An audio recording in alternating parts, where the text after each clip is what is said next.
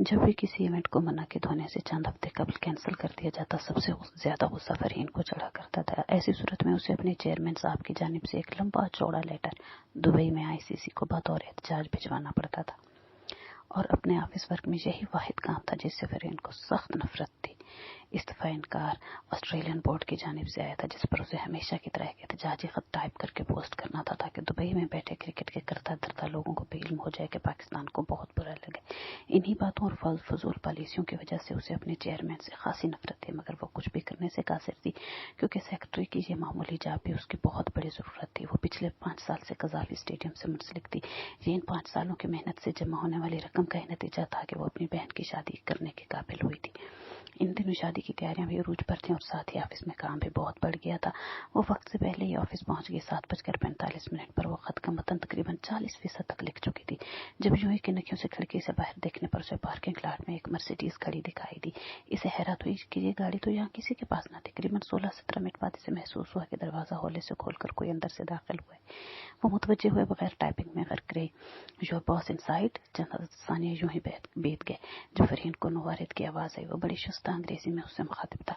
उसका लहजा खालिस ब्रिटिश था और फरहीन को पता नहीं क्यों मुंह टेढ़ा करके अंग्रेजी बोलने वालों से नफरत थी। जी नहीं, वो अभी नहीं आए। उसने उसकी जानिब देखे बगैर ही रूखे लहजे में कहा, all right, I can wait. वो फिर अंग्रेजी में मुखातिब हुआ। फरहीन को चिढ़ सी हुई थी। पता नहीं लोग क्यों मुंह टेढ़ा कर करके बंदरों की तरह अंग्रेजी बोलते हैं। यकदम कीबोर्ड पर मुतहरिक उसकी उंगलियां थम गईं। उसे एक अजीब सा एहसास हुआ। वो जैसे इसका मुंह टेढ़ा करके इंग्लिश बोलना समझ रही थी, वो कुछ और था। फरहीन ने सर उठाकर उसकी जानिब पहली दफा देखा। वो रुख कदरे मोड़े खड़ा था। उसने स्याह सूट पहन रखा था जिसमें से ग्रे शर्ट कॉलर्स बाहर निकल रहे थे। फरहीन को इसकी पुश्त दिखाई दे रही थी। वो बेहद दुबला पतला इंसान था। इसका हाथ जो उसने लाशौरी तौर पर मेज पर रखा हुआ था इस्तख्वानी था, जैसे उंगलियों पर गोश्त है ही नहीं। हाथ की नसें उभरी सी हुई थी जैसे अमूमन बूढ़े लोगों की होती है। उसके सर के बाल जगह जगह से सफेद थे, जिससे फरहीन को इसकी उम्र का अंदाजा 50 साल से ऊपर ही लगा था। आप वेटिंग रूम में जाकर वेट कर लें। वो दोबारा अपने खत की जाने मुतवज्जे हुई। वो खत की आखिरी सतरें लिखने में बुरी तरह से उलझ रही थी जब क्लिक क्लिक की आवाज इसके समाज से टकराई। इसने बुरी तरह से चौंक कर सर उठाया और ये देखकर पहुंच की रह गई कि वो चेयरमैन के ऑफिस का दरवाजा खोलने की कोशिश कर रहा था। फरहीन का पारा आसमान को छूने लगा। जस्ट स्टॉप इट, वो गुस्से से चिल्लाई और तेजी से उठकर उसकी जानिब बढ़ी। उसने निहायत बेदर्दी से उसका पतला कमजोर हाथ हैंडल से हटाया और गुस्से से बेकाबू होते हुए बोली, क्या कहा था मैंने आपको? हाँ, आप वेटिंग रूम में जाकर बैठे। सर आएंगे तो मैं आपको बुला लूंगी, और आपकी कोई अपॉइंटमेंट भी नहीं है। यह ऐसे ही मुंह उठाकर वो शक्लक रुक गई। नुवारिद का चेहरा उसके सामने था। वो उलझी निगाहों से उसको देखने लगी। उसने आंखों पर लगाए सन ग्लासेस उतारे तो फरहीन के लिए वो मजीद काबिल शिनाख्त हो गया। उसकी जल्द बेहद सर्द थी और चेहरे पर से गोया खून और गोश्त दोनों निचोड़ लिए गए थे। होंठ और आंखों की तरफ झुर्रियों की तरह की धीमी धीमी सी लकीरें पड़ी हुई थी और कनपट्टियों से बाल काफी ज्यादा सफेद थे। इसने अपने ग्रे बालों को जेल लगाकर इटालियन बिजनेस मैनों की तरह से पीछे कर रखा था और बगैर टाई के सूट पहन रखा था, और इस शख्स से बेहद मुख्तलिफ लग रहा था जिसे वो अच्छी तरह से जानती थी, मगर फिर भी वो उसे पहचान गई और शक्तम करंट खाकर पीछे हटी। उसने आंखों में बेहद हैरत और बेशकीनी लिए अपने सामने खड़े आदमी की भूरी रंगत में मौजूद सर्द मोहरी को देखा।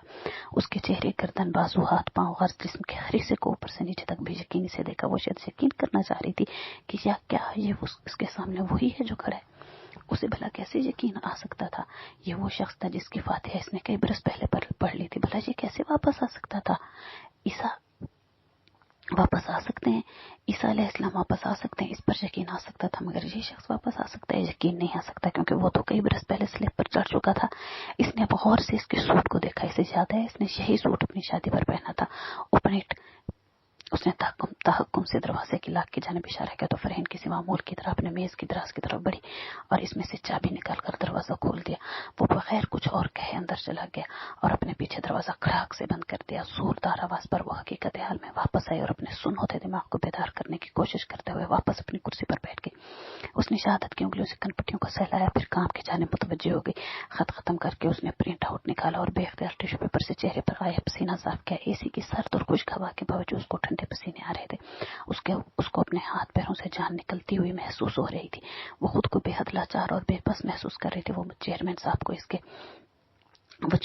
को उसकी इनके ऑफिस में मौजूदगी का क्या जवाब पेश करेगी। हो सकता है इसे नौकरी से निकाल दिया जाए, मगर इसने कहा था ओपन इट, और वो कम से कम इस शख्स को इनकार नहीं कर सकती थी। चेयरमैन साहब के पहुंचते ही वो पूरा टिश्यू पेपर का डब्बा खाली कर चुकी थी। इनको देखते ही वो अपनी जगह से उठकर खड़ी हो गई और निहायत पेशावराना अंदाज में सलाम करने के बाद कहने लगी, सर BBC आई से मिस्टर पूरा की कॉल आई थी। आप ऑफिस में नहीं थे, इनको कॉल बैक करना है और इसके अलावा शाम 4 बजे आपकी चीफ सिलेक्टर्स के साथ मीटिंग है और वो लेटर मैंने टाइप कर लिया, आप इस पर दस्तखत कर दें। इसने जल्दी से प्रिंट शुदा कागज और पेन इनकी जाने बढ़ाया। चेयरमैन मिर्जा जावेद साहब ने खिस्म की निगाहों से इसे घूरा और वो बाद में भी वो लेटर साइन कराने के लिए इनके पास ला सकती थी, मगर फरीन अच्छी तरह जानती थी कि अंदर बैठे शख्स को देखकर इनके हाथ मुंह ऐसे फूलेंगे कि वो कुछ भी साइन करने की सकत खुद में नहीं पाएंगे। उन्होंने दस्तखत करके अंदर की जानब कदम बढ़ाया। फरीन ने बेहद सरसरी अंदाज में बताया, सर एक विजिटर हैं आपके लिए, इनको थोड़ी देर बाद भेजिएगा। वो मसरूफ से अंदाज में कहते हुए मुड़ने लगे, मगर वो बोल उठी, सर वो आपके ऑफिस में है। वो चौंक कर पलटे और नहायत खफगी से इसे दिखा। मेरे ऑफिस में क्यों? कौन है वो?